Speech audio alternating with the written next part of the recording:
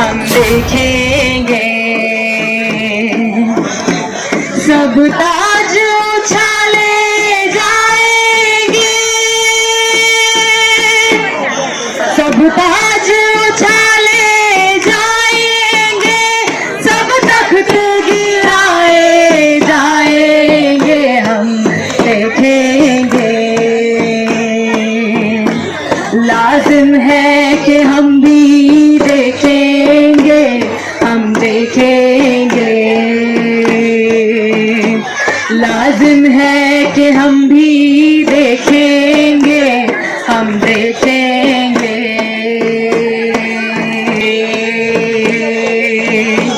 हम देखेंगे।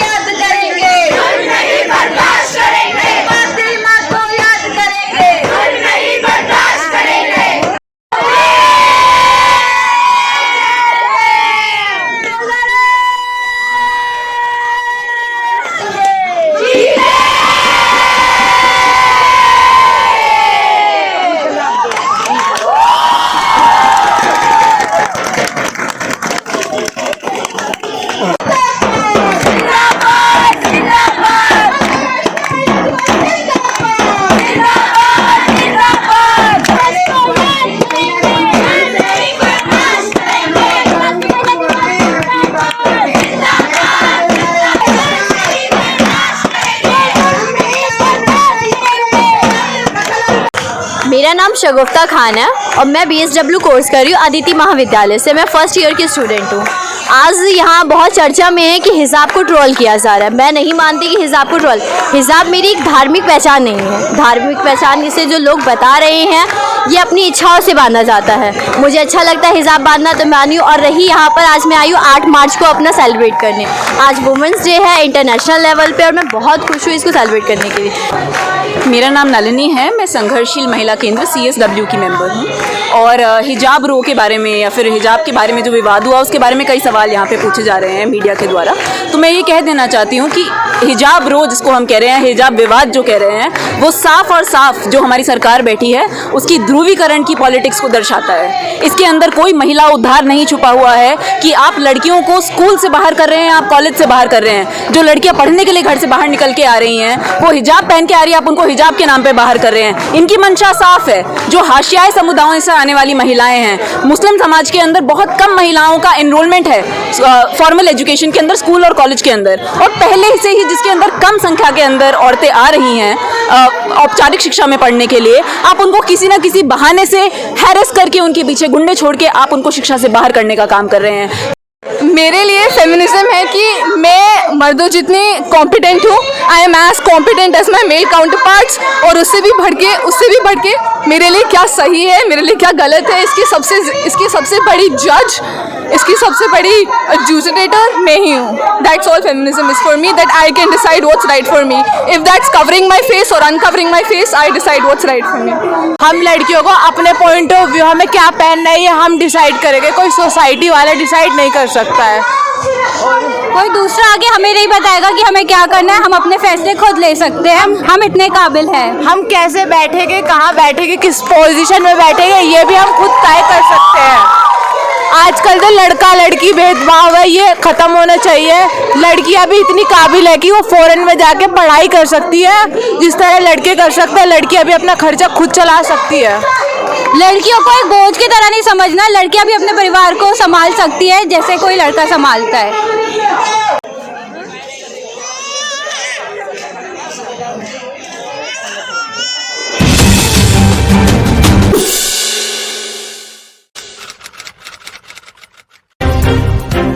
न्यूज़वुड, खबर भरोसे की।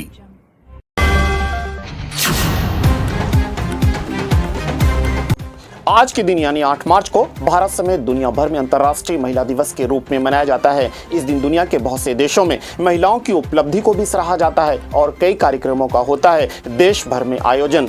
कहते हैं कि बिना महिलाओं के दुनिया की कल्पना करना मुश्किल है। आज के समय में महिलाएं देश और समाज के दोनों के निर्माण में बेहद अहम भूमिका निभा रही हैं। अब पहले की तरह महिलाएं केवल घर की चार दीवारी के अंदर नहीं हैं बंद। आज घर से बाहर निकलकर महिलाएं अपने हुनर का लोगों के सामने पेश कर रही हैं और समाज में एक समान सम्मान प्राप्त कर रही हैं। नमस्कार, न्यूज़वुड के साथ पेशकश में आप देख रहे हैं प्रहार और मैं हूं नई दिल्ली स्टूडियो से आपके साथ साकिब जकरिया। सबसे पहले अंतर्राष्ट्रीय महिला दिवस पर न्यूज़वुड की तरफ से ढेर सारी शुभकामनाएं। महिलाएं अपने समाज और परिवार का जिस तरह से ध्यान रखती हैं, उनके जज्बे को सलाम करने के लिए हर साल को अंतर्राष्ट्रीय महिला दिवस के तौर पर मनाया जाता है। खासकर इस दिन को महिला के समर्पण, उपलब्धि और कामयाबी के रूप में भी मनाया जाता है। राजधानी दिल्ली के जंतर मंतर पर बड़ी संख्या में महिलाओं ने पहुंचकर अपने हक और अधिकार के लिए भरा हुंकार और इस मौके पर हमने कुछ महिलाओं से किया खास बातचीत।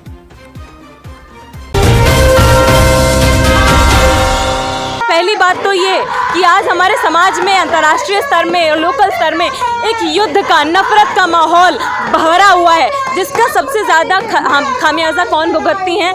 जो गरीब महिलाएं हैं, जो बच्चे हैं, जो समाज के कमज़ोर हिस्से माने जाते हैं, वो सबसे ज़्यादा इसका खामियाजा भुगत रहे हैं। सरकार ने लगातार ऐसी नीतियां पारित की हैं, चाहे वो नई शिक्षा नीति हो, चाहे वो मजदूर के विरोधी कानून हो, लेबर कोड बिल हो, उन सभी में महिलाओं की जो चिंताएं हैं उनको साफ साफ दरकिनार किया गया है। मेरा नाम शगुफ्ता खान है और मैं BSW कोर्स कर रही हूँ आदिति महाविद्यालय से। मैं फर्स्ट ईयर की स्टूडेंट हूँ। आज यहाँ बहुत चर्चा में है कि हिजाब को ट्रोल किया जा रहा है। मैं नहीं मानती कि हिजाब को ट्रोल, हिजाब मेरी एक धार्मिक पहचान नहीं है। धार्मिक पहचान इसे जो लोग बता रहे हैं, ये अपनी इच्छाओं से बांधा जाता है। मुझे अच्छा लगता है हिजाब बांधना, तो मैं आई हूँ। और रही यहाँ पर, आज मैं आई हूँ 8 मार्च को अपना सेलिब्रेट करने। आज वुमेंस डे है इंटरनेशनल लेवल पे और मैं बहुत खुश हूँ इसको सेलिब्रेट करने के लिए। और ये जो हिजाब के नाम पे जो किया जाता है कि एजुकेशन नहीं मिलेगी, आपको एजुकेशन स्टूल पे आना होगा तो आप अपना हिजाब उतार के आओगे, तो ये गलत है। ये तो मेरी अपनी इच्छा है ना। आप ड्रेस कोड रखते हैं तो इसका मतलब क्या कि हम लोग हिजाब तो पहन ही सकते हैं ना। और ये तो पब्लिक प्लेस है, इसमें हिजाब ना पहनने का क्या मतलब होता है? मेरा नाम नलिनी है, मैं संघर्षशील महिला केंद्र CSW की मेंबर हूँ।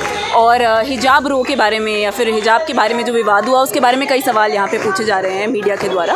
तो मैं ये कह देना चाहती हूँ कि हिजाब रो जिसको हम कह रहे हैं, हिजाब विवाद जो कह रहे हैं, वो साफ और साफ जो हमारी सरकार बैठी है उसकी ध्रुवीकरण की पॉलिटिक्स को दर्शाता है। इसके अंदर कोई महिला उद्धार नहीं छुपा हुआ है कि आप लड़कियों को स्कूल से बाहर कर रहे हैं, आप कॉलेज से बाहर कर रहे हैं। जो लड़कियाँ पढ़ने के लिए घर से बाहर निकल के आ रही हैं, वो हिजाब पहन के आ रही है, आप उनको हिजाब के नाम पे बाहर कर रहे हैं। इनकी मंशा साफ है। जो हाशियाई समुदायों से आने वाली महिलाएं हैं, मुस्लिम समाज के अंदर बहुत कम महिलाओं का एनरोलमेंट है फॉर्मल एजुकेशन के अंदर, स्कूल और कॉलेज के अंदर। और पहले से ही जिसके अंदर कम संख्या के अंदर औरतें आ रही हैं औपचारिक शिक्षा में पढ़ने के लिए, आप उनको किसी ना किसी बहाने से हैरेस करके, उनके पीछे गुंडे छोड़ के आप उनको शिक्षा से बाहर करने का काम कर रहे हैं। ये सीधा सीधा ध्रुवीकरण की पॉलिटिक्स है। इसके अंदर महिला उद्धार जैसा कुछ नहीं है। जहाँ तक बात यह है कि समाज का ठेकेदार ये तय करेगा कि मैं क्या पहनूं या फिर मैं तय करूंगी, तो मैं ये कहना चाहती हूँ कि आप पहले महिलाओं को सशक्तिकरण करिए, आप पहले उनको शिक्षा दीजिए, आप पहले उनको रोजगार दीजिए, आप उनको सम्मानजनक जीवन दीजिए। उसके बाद उनको कहिएगा कि आप अपना फैसला लीजिए कि आप क्या पहनना चाहती हैं, आप जीवन में क्या करना चाहती हैं। आज भी समाज में महिलाएं पुरुषों के बराबर अपना अधिकार पाने के लिए संघर्ष कर रही हैं। देखिए, बिल्कुल आज हम 8 मार्च के अवसर पर, अंतर्राष्ट्रीय महिला दिवस के अवसर पर इतनी महिलाएं यहाँ पे इकट्ठी हुई हैं, तो ये बात सच है कि महिलाएं बहुत सारे सेक्टर्स के अंदर पुरुषों से पिछड़ी हुई हैं। और ये सीधा सीधा एक सिस्टमिक प्रॉब्लम है। किस तरह से हमारे पास इंफ्रास्ट्रक्चर नहीं है कि हम लोग जो लड़कियां एजुकेशन के फील्ड से या जॉब्स की फील्ड से बाहर हैं, हम उनको किस तरह से एसिमिलेट करें। इंस्टेड जो नई नई पॉलिसी लाई जा रही है, जैसे नई शिक्षा नीति की मैं बात करती हूँ, नई शिक्षा नीति सीधा सीधा साफ साफ ये करेगी कि स्कूलों का क्लस्टरिंग होगा, कॉलेजों का प्राइवेटाइजेशन होगा, निजीकरण होगा, कौड़ियों के भाव आपके कॉलेज स्कूल बेचे जाएंगे और लड़कियों को और शिक्षा से बाहर किया जाएगा। तो ये सोचने की बात है कि जो शिक्षाएं, जो नीतियाँ हमारे लिए लाई जा रही हैं, जिनको कहा जा रहा है हमारा उद्धार करेंगी, ये दरअसल महिलाओं की खराब स्थिति को और गर्त में लेके जाएगी। नाम रोज़ है और मेरे को लगता है कि समाज में किसी का कुछ कहना होना नहीं चाहिए कि हम क्या पहने, क्या कैसे अपना बाल रखें और हमारा कैसा चलना फिरना होना चाहिए। महिलाओं का जो कहना है वही हमारे लिए मतलब सबसे इम्पोर्टेंट होना चाहिए कि हाँ हमारा चॉइस है, जो हमें करना है वो हमारे चॉइस के हिसाब से होना चाहिए, समाज का कुछ कहना नहीं होना चाहिए उसमें। एंड हम 21st सेंचुरी में आ गए हैं आज, तो मेरे को लगता है कि महिला का जो आज इंटरनेशनल वुमेंस डे मना रहे हैं, that is a very important day for us. मेरा नाम नदिया है।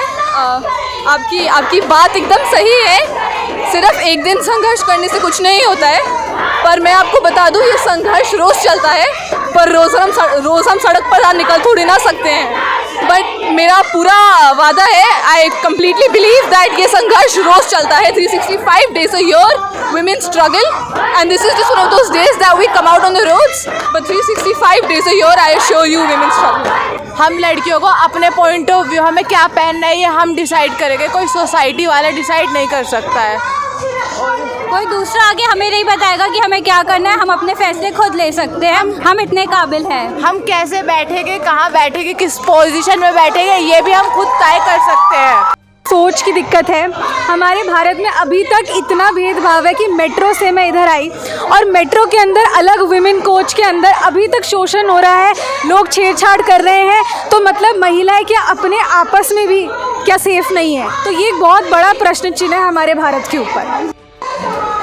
हाँ, मेरा नाम ज्योति है और आज अंतर्राष्ट्रीय महिला दिवस के अवसर पे हम लोग जंतर मंतर पे इकट्ठा हुए हैं। हमने आए खेतों में अगर रेप होता है, अगर बलात्कार होता है तो उन महिलाओं का जो केस है वो थाने तक नहीं पहुंच पाता है, ऐसे ही गांव मोहल्ले में दबके रह जाता है। उन महिलाओं के बुलंद भी बनना पड़ेगा। वहाँ की महिलाएं जो असुरक्षित क्षेत्र हैं, जो असंगठित क्षेत्र हैं, जहाँ पे महिलाएं एकजुट नहीं हो पाती हैं, वहाँ पे भी महिलाओं को एकजुट होने की ज़रूरत है और ऐसे आंदोलनों को तीव्र करने की ज़रूरत है ताकि वो उन तक भी पहुँचे और एक चिंगारी वो एक बड़ी आग की तरह निकल के आए और उसी ज्वाला से महिलाओं के जीवन में परिवर्तन आएगा। एक बात बिल्कुल सही कही थी आपने कि आज भी महिलाओं को लड़ना पड़ता है समान अधिकार के लिए, क्योंकि आज मालूम इसलिए हमें पता चलता है कि समाज में है ही नहीं समान अधिकार। आज भी हम लोग पढ़ने के लिए जाते हैं, घरों में ऐसे परिवार हैं कि गरीब मजदूर परिवार में अगर वो पैसा इकट्ठा कर रहा है अपने बच्चों को पढ़ाने के लिए और इतना असुरक्षित माहौल है तो वो पहले अपने बेटे को भेजता है पढ़ाने के लिए।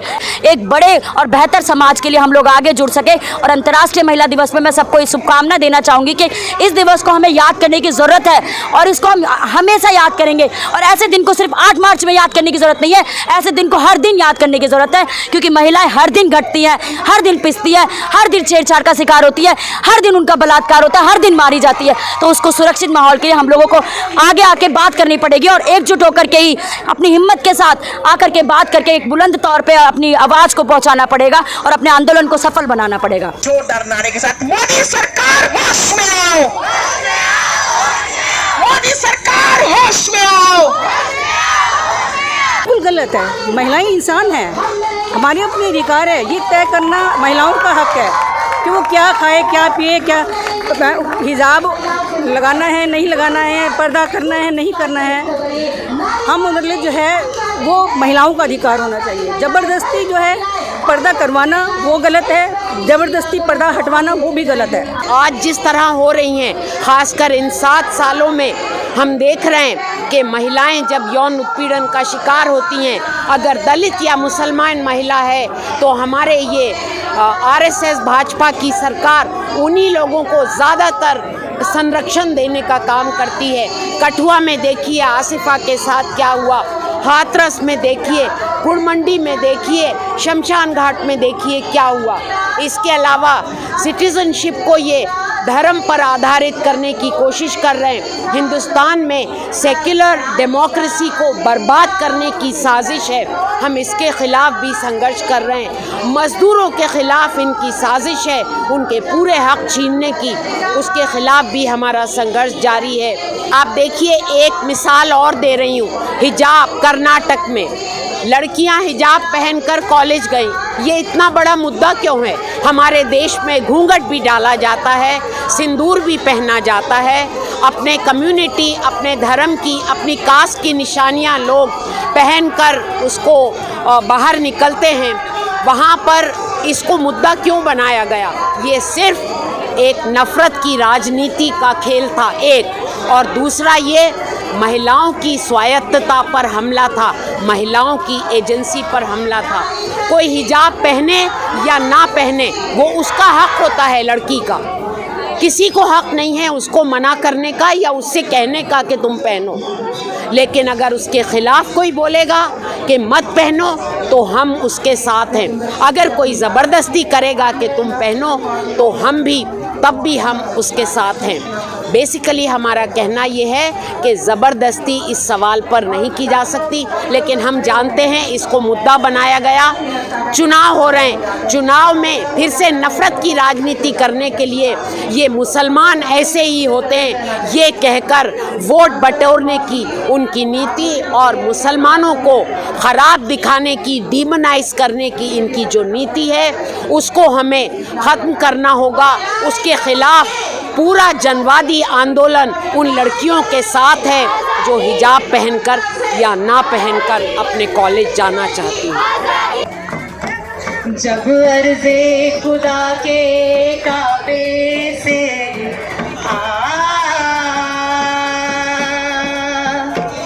जब अर्ज़े खुदा के काबे से सब बुत उठवाए जाएंगे, हम देखेंगे। हम अहले सफा, हम अहले सफा मरदूदे हरम मसनद पे बिठाए जाएंगे, हम देखेंगे। सब ताज उछाले जाएंगे, सब ताज उछाले जाएंगे, सब तख्त गिराए जाएंगे, हम देखेंगे।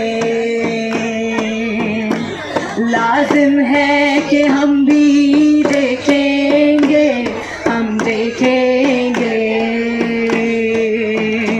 लाजिम है कि हम भी देखेंगे, हम देखेंगे।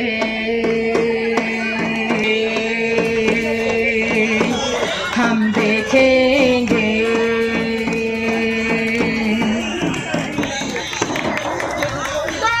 मार्च को याद करेंगे, नहीं बर्दाश्त करेंगे। महिला दिवस को याद करेंगे, नहीं बर्दाश्त करेंगे। सावित्रीबाई को याद करेंगे, नहीं बर्दाश्त करेंगे। नंगेली को याद करेंगे, नहीं बर्दाश्त करेंगे। फातिमा को याद करेंगे, नहीं बर्दाश्त करेंगे। तो इसलिए ये गाना बहुत महत्वपूर्ण है कि हम देखेंगे, लाजिम है कि हम भी देखेंगे। जब सब ताज उछाले जाएंगे, सब तख्त गिराए जाएंगे, इसका मतलब ये है कि हमारे समाज में आज भी हमने ये देखा है कि जो सरकार सत्ता पर बैठी हुई है वो केवल जो एक बहुत छोटी आबादी, 1% से भी कम, जो कॉरपोरेट के इंटरेस्ट में लगातार नीतियां पारित कर रही है, कानून बना रही है, उससे बहुसंख्यक महिलाओं की ज़िंदगी किस तरीके से बदतर होती जा रही है वो आज हम देख रहे हैं। तो यहाँ पे इस गाने और इन मांगों से हमारा संदेश सरकार को और समाज को हम ये देना चाहते हैं कि हम महिलाएं समाज में वो हम तब तक संघर्ष करते रहेंगे जब तक समाज में महिलाओं पुरुषों के बीच में जो बराबरी की कल्पना की जाती है वो इस तरीके की बराबरी नहीं आ जाती हमारे समाज में, जहाँ पर शोषण, गैर बराबरी, अति उत्पीड़न, इसके खिलाफ एक समाज हम स्थापित नहीं कर लेते। क्योंकि हम ये उम्मीद नहीं कर सकते हैं हमारे समाज में कि महिलाओं की स्थिति जो है समाज में पुरुषों के बराबर अपने आप हो जाएगी। उसके लिए सबसे पहली बात, जो सबसे शोषित समाज का हिस्सा है उसकी परिस्थितियां जो हैं, उसकी जो स्थिति है उसमें हमें ढांचागत परिवर्तन लाने पड़ेंगे। और वो सिर्फ तभी संभव है जब हम एक साथ मिलकर संघर्ष करें। कभी नहीं चाहेगी कि मेरे साथ ये जुल्म हो, महिला कभी नहीं चाहेगी मेरे साथ बलात्कार हो, महिला कभी नहीं चाहेगी मेरे साथ अत्याचार हो। हमेशा महिलाओं की सेफ्टी करने की बात होनी चाहिए, वो सेफ्टी नहीं है। सरकार कहती है बेटी बढ़ाओ बेटी पढ़ाओ, कहाँ है पढ़ाने के लिए, कहाँ है बढ़ाने के लिए? बंद कर दिया बेटी को पढ़ाना, स्कूल बंद, कॉलेज बंद, सब कुछ बंद। तो ये मैं जो है बर्दाश्त नहीं करूँगी।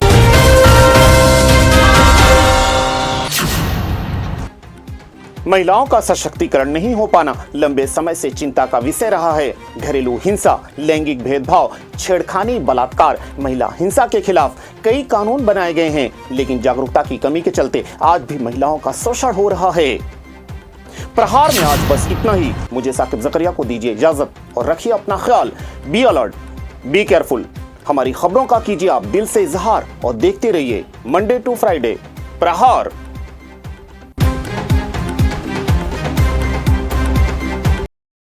नमस्कार, अगर अभी तक आपने न्यूज़ वर्ड चैनल को सब्सक्राइब नहीं किया है तो प्लीज बेल आइकन पर क्लिक कर और इस चैनल को सब्सक्राइब करें और देखते रहें न्यूज़ वर्ड, खबर भरोसे की।